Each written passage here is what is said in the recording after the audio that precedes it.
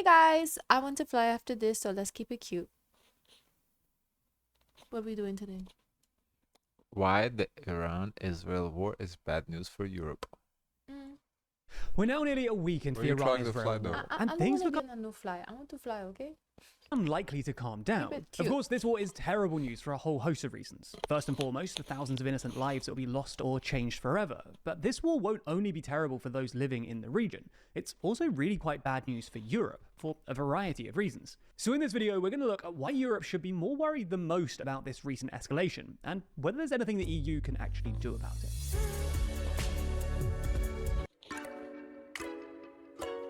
Never miss an episode. The most obvious reason that the escalating Israel-Iran conflict is bad news for Europe is that it will probably push up European energy prices, which have only just really started coming down from their 2022-2023 highs. Now, wars in the Middle East generally push up the global price of energy, both because, obviously, the Middle East produces a lot of natural gas and oil, which remains the energy basis of most modern economies. They were supposed to be boycotting because they don't want to have to ask Russia for resources.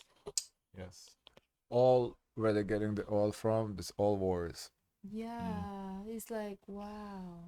But No also break. because a lot of global shipping goes through the region. However, this war could have a particularly acute effect because it's quickly expanded to include energy infrastructure. We first saw this on Saturday when Israel hit two gas processing facilities on Iran's south coast that process gas from South Pars, the world's largest natural gas field, as well as a number of fuel depots in Tehran. Israel has also shut down the Leviathan gas field, which previously supplied Egypt and Jordan, citing security risks. This not only risks reducing global supply, after all, Iran produces something like 3.5% of the world's oil and about 7% of the world's natural gas, but it also risks increasing. That's significant. I mean, it's not a lot, but it's significant to note. Like it's not no like 0.01% like that. 7% especially of the natural gas. Well, that's something. Demand, because without Israeli gas, Egypt and Jordan will have to resort to either importing more gas from elsewhere or burning more oil to replace it where they can. Now, so far, the effect on the oil markets has been remarkably muted. While the Brent crude benchmark, which basically reflects the average international price for a barrel, The thing with that, this seems like Saudi controls that market, the prices a lot. Is the price is what they want it to be, so they can just release more oil or less oil to kind of account for that. of oil rose from about $65 early last week to $72 on Monday. This is still pretty low by recent standards, and actually down from the peak of $76 we saw on Friday. This is in large part because OPEC, the international cartel of oil-producing states, has been increasing production recently, but also because traders are apparently confident that the conflict will remain contained.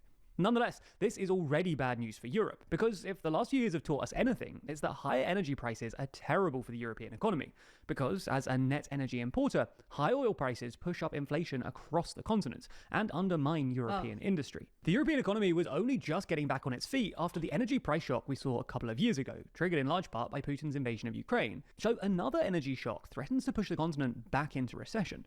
On that note, high oil prices are also great news for Putin and the Kremlin, given that hydrocarbon revenues essentially fund Russia's invasion of Ukraine, and Putin will be relieved that international attention, and perhaps more importantly, Trump's attention, has now turned away from Ukraine and towards the Middle East. Furthermore, things could get a lot worse if the Ayatollahs resort to their old playbook of attacking Saudi oil fields, as they did via the Houthis in 2019, or if they decide to close the Wait, what? of attacking Saudi oil fields, as they did via the Houthis in Iran would attack Saudi? How did we get there?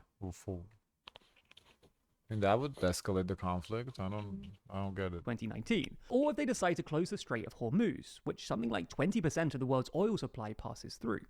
So far, this hasn't happened, presumably because the Ayatollahs know that Trump won't respond well to higher oil prices. But it's still very much on the cards, especially if the Ayatollahs conclude that the US's involvement is inevitable, or the Ayatollahs get desperate. And JP Morgan estimates that oil prices could reach $130 a barrel if the conflict expands. It's hard to overstate how bad this would be for the European economy. Oil peaks at $116 a barrel in mid-2022, so $130 would mean an even more severe inflationary shock, and probably a recession, given that many European countries used up their limited fiscal space. So what's gonna happen? I guess we would be affected here too because of that, unless America decides to start using their own reserves for the time being. Surviving the last energy crisis and won't be able to borrow their way out of the next one. High inflation will also invite higher interest rates, which will put even more strain on European public finances, which are already in a bit of a state. Another reason this war could be difficult for Europe is that it threatens to trigger another wave of immigration, as the Syrian civil war did in 2015. Netanyahu Yeah. has already started talking about regime change, and while Netanyahu has suggested the Ayatollahs could be replaced by a more pro-Western government, far more likely outcomes include a new military dictatorship or civil war, as happened in Syria. Either outcome would probably trigger a wave of immigration out of Iran and any other nearby states, most likely towards Europe. This will present European leaders with a difficult dilemma. Do they take in hundreds of thousands, if not millions, of vulnerable Iranians, or do they close their doors and somehow try and convince Iran's neighbours, like, say, Turkey, to house them instead? This is sort of what the EU did in 2016, when they agreed to pay Turkey billions of euros to house some 3 million Syrian immigrants instead of letting them into Europe. Leaving aside the moral question of whether it was right to expect Turkey to provide for millions of Syrians when the EU's GDP is roughly 16 times that of Turkey's, this deal left the EU uncomfortably dependent on Erdogan. That's interesting position. They said, I don't want this problem. Take it. Well, they give Turkey money for it. Turkey said yes. It's not like they forced them. I mean, I don't know, I guess, but it doesn't sound like they forced them. They asked them. Turkey said, okay. I don't know that, but yeah, that's interesting. Who was able to leverage this dependence to extract various concessions over the years. And this speaks to a more general transatlantic asymmetry when it comes to the Middle East. Europe has far less influence over the region than America does, but is far more exposed to the consequences of regional instability, which is why the Middle East has always been a difficult topic in transatlantic relations. Anyway, the final reason that this is difficult for Europe is that it puts European leaders in a difficult position politically. As we've detailed in previous videos, over the past couple of weeks, European leaders have been turning on Netanyahu over his ever-escalating assault on Gaza.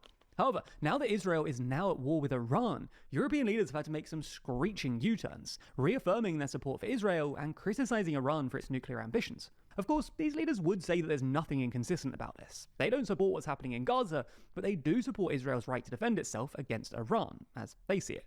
Nonetheless, this is a So, but I thought Israel attacked first. So what do you mean defend themselves? I'm confused. difficult balancing act that will both frustrate their electorates and probably be used by Netanyahu as diplomatic cover to continue his assault on Gaza. Like a lot of things right now, this topic is incredibly complex. Can I see the comment? Yeah. So did Iran attack first? I was under the impression that the news we got was that, oh, Israel attacked Iran. Either way, this is bad for Europe and potentially also the States. It's bad for, I mean, I guess for gun manufacturers the wars are good, but aside from that, you know, it's nobody wants wars.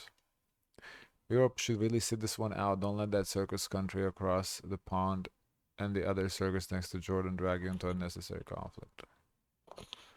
What Europe should do is to not interfere, let America and Israel sort out their own mess, as Europe needs to focus on Ukraine and Russia. How is US in it? I guess because Trump 'Cause I feel backs Israel's 'Cause I feel guy. like, but the same thing could be said for the EU. What they just said, that they support Israel's right to defend itself. Right. So, So far, I don't really see how Trump really is into it yet. Because he hasn't because he done said to anything. stop. Yeah, he like he wasn't too happy doesn't. about that. Because I don't see how Trump is in it more than the European leaders are in it. But his name is in the news more than European leaders. I guess when we see People Trump don't and want to claim Netanyahu, this. Trump, I feel yeah, like yeah, they say you claim this, and the other person said no, you yeah. claim it. So I don't think Trump want to get involved in it. That's not his business. Like I don't think he want to none of that shit. Nothing Europe should do. Now there's a conflict that crazy and the crazy. Why would anyone want to stick their nose into that? The right to defend themselves does not give justification to attack someone first. Right, that's what I thought. I thought Israel attacked first. If you can cover off preemptive attacks this way, then anyone can attack anyone claim they were going to attack. Yeah, I kind of agree with that. Yeah, I don't think it's right to defend if you attack first. Like it's always the right to defend is the last resort. You always try to withdraw from the situation, not. Yeah, so I don't. Wow. Okay. Guys, of course, let us know your thoughts. Don't forget to like, comment, and subscribe. Join the Discord. And as always, share as much kindness as possible. Bye, guys.